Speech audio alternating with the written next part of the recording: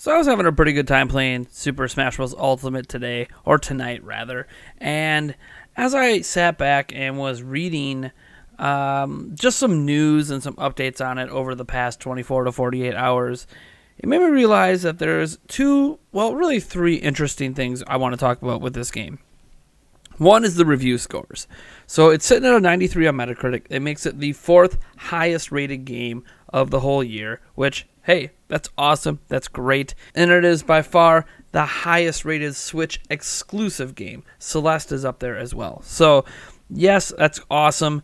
Good for you, Super Smash Bros. Ultimate. From the little bit I played, it feels deserving, but there's a lot of content I haven't played around with. And I think one thing I've noticed with the game is it does feel a little faster. And what's interesting is in the credits of the game, Nintendo actually had professional Smash Bros. Players from the Melee and Wii U community actually play test and give feedback during development. They are given credit as 9B, AMSA, Renee, and Earth. These are all four well-known competitive Super Smash Bros. Players that were consulted and brought in to play test and give feedback on the game during the development process. So, yes, Nintendo actually developed this game with the intention of it, basically catering to competitive players. That's what makes this next thing a little interesting. So, when you're a competitive Smash player, there's essentially three different ways you can train. From what I understand, if you're a professional Smash player that goes to actual tournaments and stuff, and I'm wrong on any of this, feel free to correct me down in the comments. This is just from what I understand from talking to various people.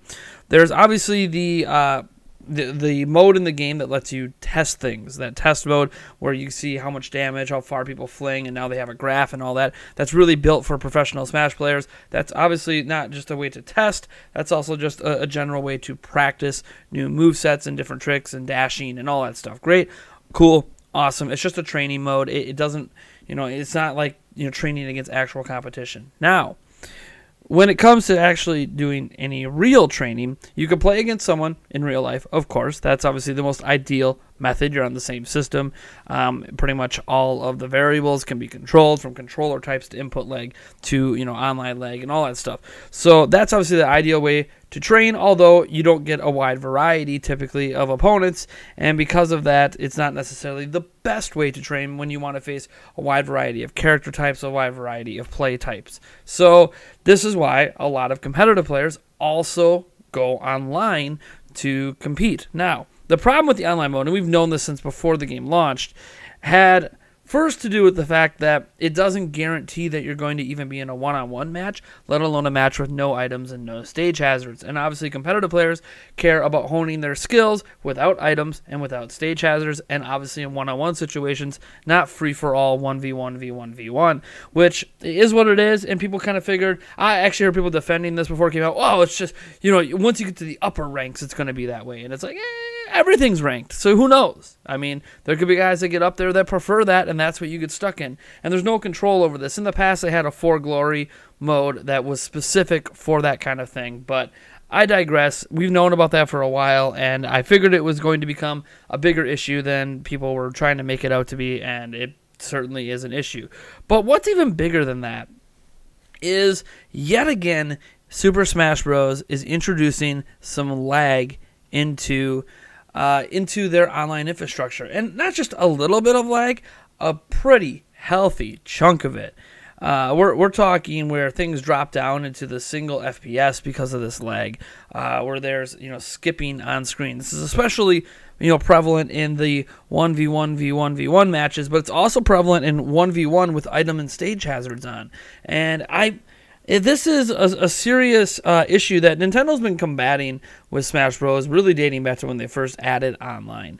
And it feels weird that being the flagship title, being the highest rated exclusive Switch game this year, all the hype and everything, that this particular aspect of the game, Nintendo still hasn't figured out. I don't know if it's poor netcode. I don't know what the issue is. Maybe they don't have enough servers, right? And they do use dedicated servers for this versus peer-to-peer. So I've been told, although I have not been able to find any direct confirmation of servers versus peer-to-peer. But the thing to me is I don't really know what the problem is. there's been issues with Splatoon 2 in the past, and we know that's P2P.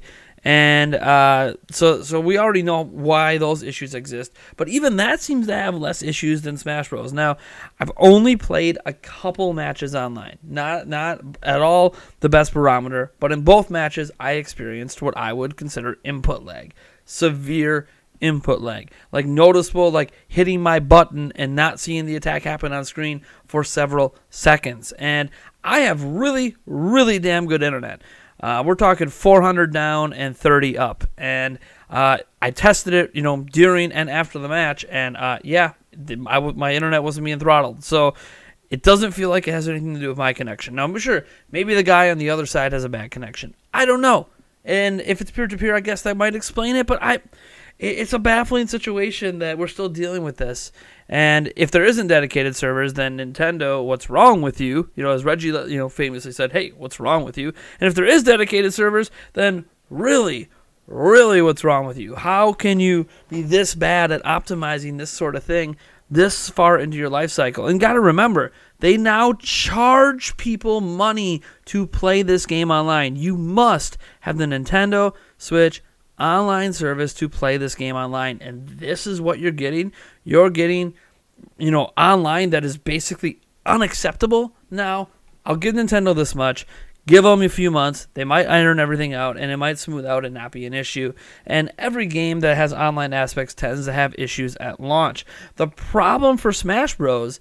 Is that this has been a consistent issue with this series for, the past few generations, and it hasn't really shown any ability of getting better. So I want to give Nintendo some time to get it right, but they've never shown they can get it right. And then launching like this, even though it might be the highest player base ever, they should have been prepared for that. I mean, they had the pre-sale numbers. They knew what was happening with this game, and still it doesn't appear that they were ready to really properly deal with it. So what does this mean at the end of the day? It just leaves some people dissatisfied with Smash, because a lot of people pick up Smash Bros.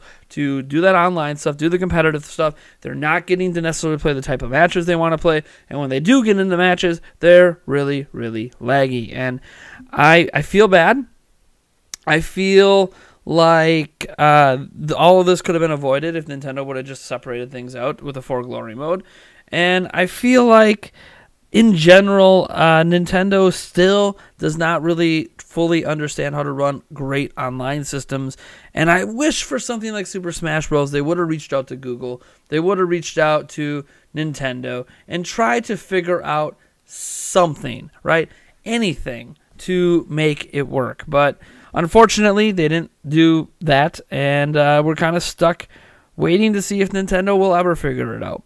So, again, Super Smash Bros., very high-rated game. Lots of people are happy with it. I'm happy with it. But, again, I'm more of a casual player, so I'm not into the super competitive online stuff.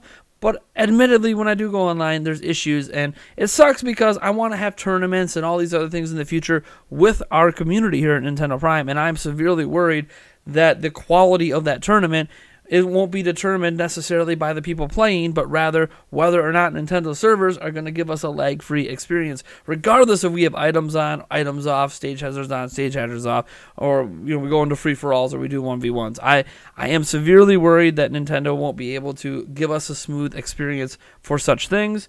So I guess, I'm just knocking on wood and hoping that for the best.